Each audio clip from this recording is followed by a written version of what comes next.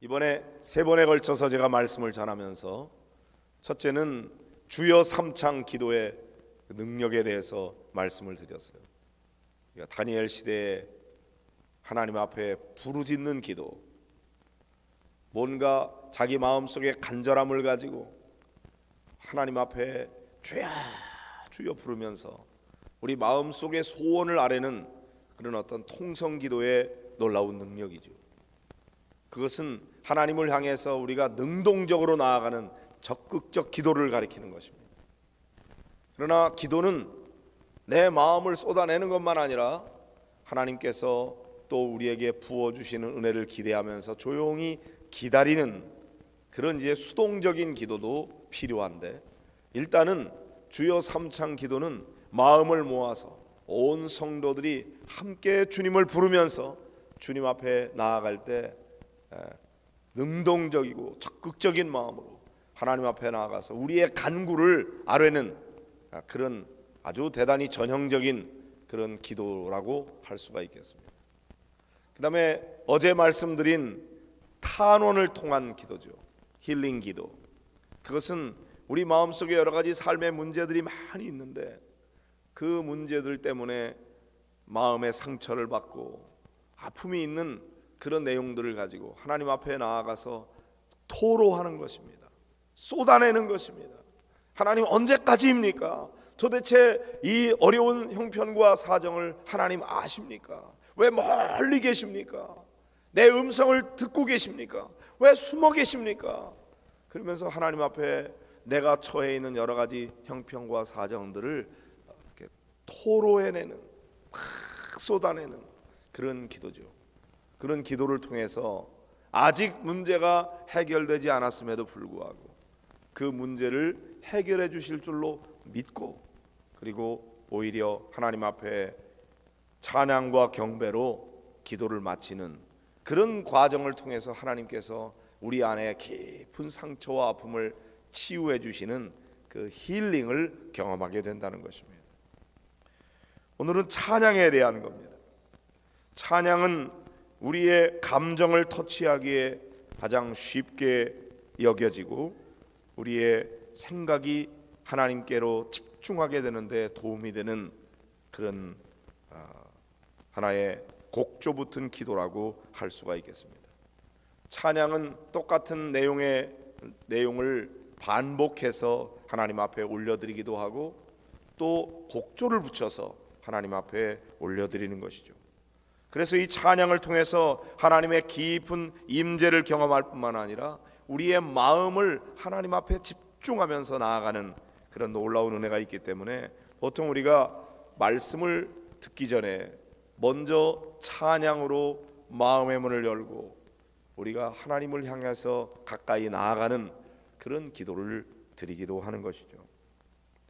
찬양할 때 이 찬양과 관련된 성경 본문의 말씀을 여러 번 읽는 것이 중요하다고 생각해요. 그래서 말씀을 통해서 그 찬양의 가사를 마음에 새기는 거죠. 그래서 우리가 기도하는 일과 찬양하는 일과 말씀 보는 일이 서로 잘 조화를 이루고 균형을 이루게 될 때 그 기도가 더욱 풍성한 그런 기도가 될 수가 있는 것이죠. 그래서 성경 구절을 잘 묵상하고 그 말씀을 통해서 우리에게 주시는 은혜를 찬양으로 하나님 앞에 표현하면서 마음을 하나님께로 집중하는 그런 기도를 드리는 것입니다. 오늘 읽은 말씀에도 보면은 내 영혼아 여호와를 송축하라. 하나님을 높이는 것이죠. 내 속에 있는 것들아 다 그의 거룩한 이름을 송축하라. 이렇게 그리고 내 영혼아 여호와를 송축하며 그의 모든 은택을 잊지 말지어다. 그러니까 우리가 하나님을 높이고 하나님을 경배하고 하나님께 찬양하고 하나님을 송축하는 그러한 이유는 뭐냐면 하나님께서 우리에게 은혜를 베풀어 주셨다는 사실을 기억하기 때문인 것이죠. 그래서 하나님께서 우리에게 베푸신 그 은택을 잊지 말고 그 은혜에 대해서 감사하면서 하나님을 찬양하라 하는 것이죠. 하나님이 베푸신 은혜 중에 최고의 은혜는 무엇입니까?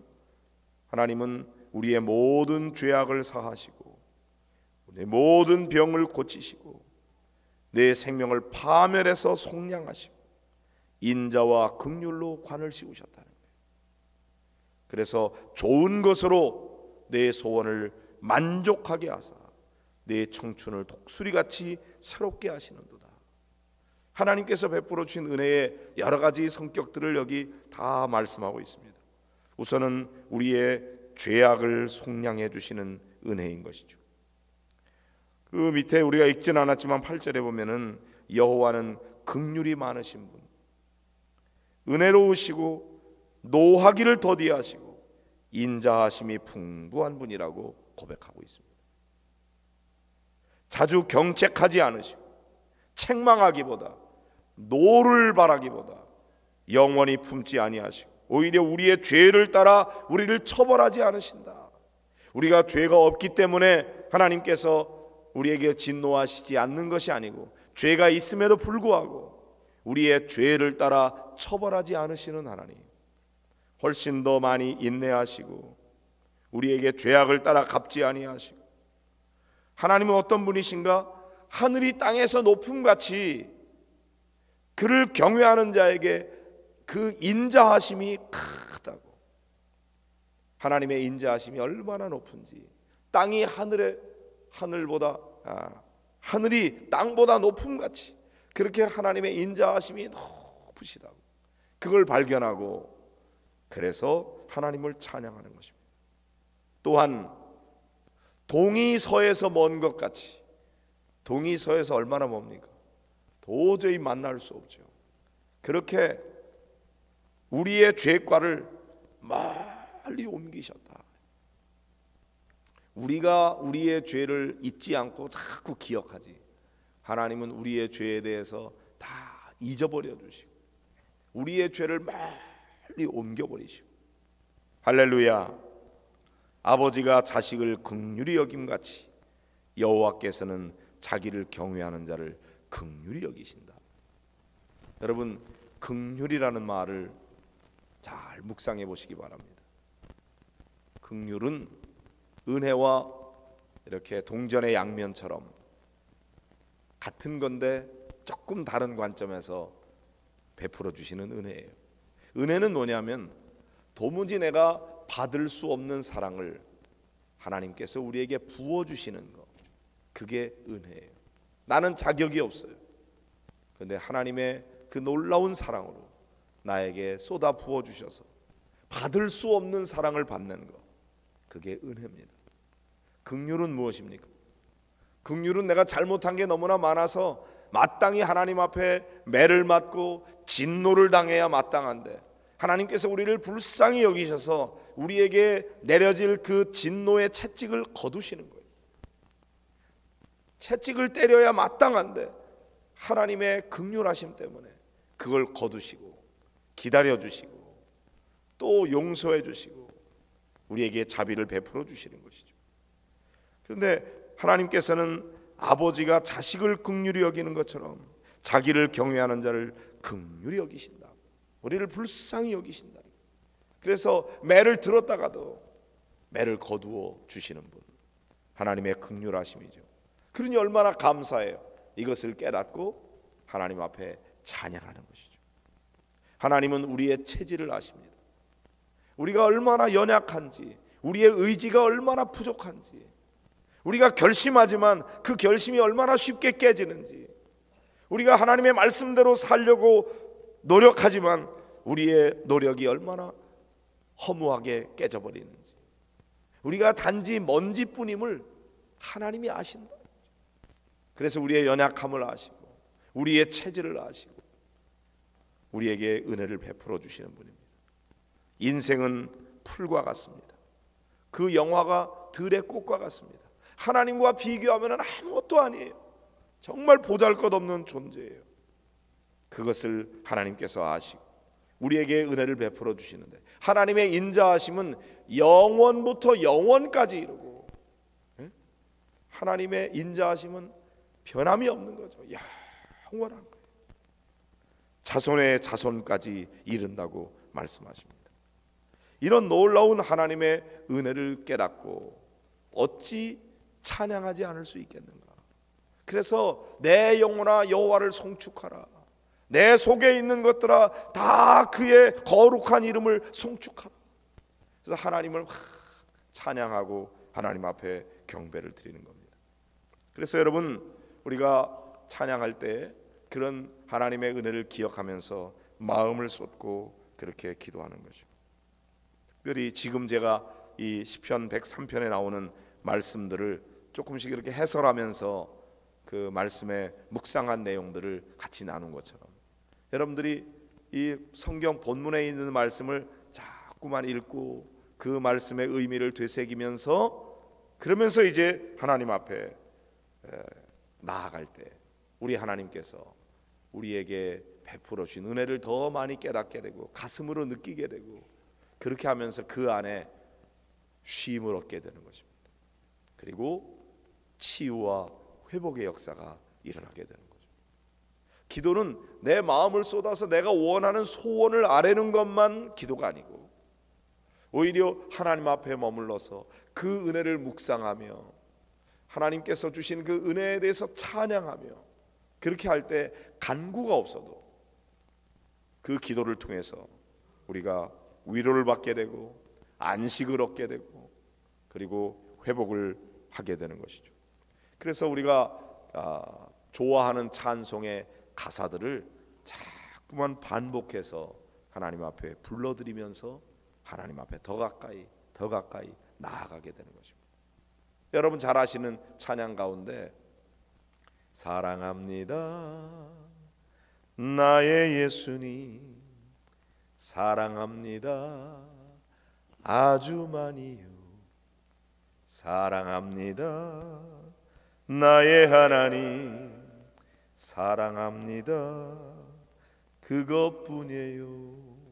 이런 고백이 있잖아요. 하나님, 제가 하나님을 사랑합니다. 예수님, 내가 예수님을 사랑합니다.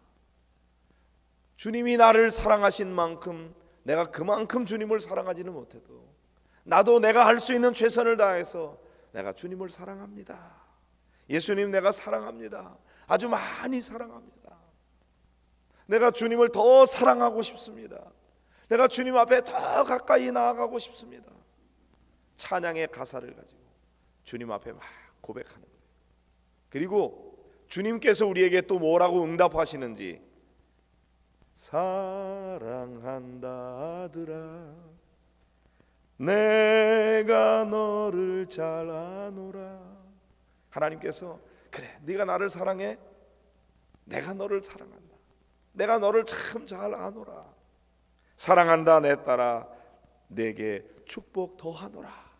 이런 응답을 우리가 찬양으로 하나님 앞에 부르면서, 그래, 내가 하나님을 사랑한다고 막 고백하니까 주님께서 나도 너를 사랑한다, 여전히 내가 너를 향한 나의 사랑이 변함이 없다, 그리고 그 사랑을 약속해 주시는 그런 말씀을 통해서 우리가 은혜를 또 더욱 경험하게 되는 것입니다. 하나님의 깊은 사랑 체험하게 되는 그런 귀한 은혜가 찬양으로 하나님 앞에 올려드릴 때 있게 되고, 또 그 안에 머물면서 조용히 그 말씀을 묵상하며 침묵하며 나아갈 때 그 안에서 우리가 진정한 쉼을 얻게 되고 회복을 하게 되는 그런 은혜를 경험하게 되는 거죠. 그래서 여러분, 우리가 이렇게 찬양하는 일, 그냥 단순히 입술의 노래만 아니라 우리의 마음을 담아서 영혼의 찬양, 우리의 신앙 고백을 담은 찬양으로 하나님 앞에 막 찬양하는 거예요. 그래서 찬양하다가 생각나면 그 내용 가지고 기도하고, 기도하다가 또 찬양이 생각나면 그걸 가지고 또 찬양하고, 그러면서 찬양과 말씀과 기도, 이 세 가지를 같이 어울러서 그렇게 하나님 앞에 나아갈 때 우리 하나님 안에서 여러분이 진정한 쉼을 얻고 또 회복하게 되는 은혜가 임하게 될 줄로 믿습니다. 때로는 침묵하며 나아가고, 때로는 찬양하며 나아가고, 기도의 방법이 여러 가지 있으니까 오직 한 가지만, 내 소원이 이겁니다, 이거 들어주시지 않으면 안 됩니다, 그리고 막 그것만 집중해서 간구하는 기도만 아니라 하나님 아시지요? 내 마음을 아시지요? 내 형편을 아시지요? 주님 앞에 다 맡깁니다. 그리고 나는 주님만을 찬양합니다. 주님만을 경배합니다. 주님 안에 머물기를 원합니다. 그리고 그분 안에 거할 때 주님께서 우리 마음의 아픔과 상처를 치유하시고 우리 안에 세상에서 맛볼 수 없는 그런 평화, 세상이 줄 수 없는 평화, 주님만이 주실 수 있고 주님 안에 있는 그 평화를 우리 안에 부어주셔서 진정한 회복을 경험하게 될 줄로 믿습니다. 주님 안에서 여러분이 진정한 안식을 누리게 되는 그런 기도의 축복을 경험하게 되시기를 주님의 이름으로 축원합니다.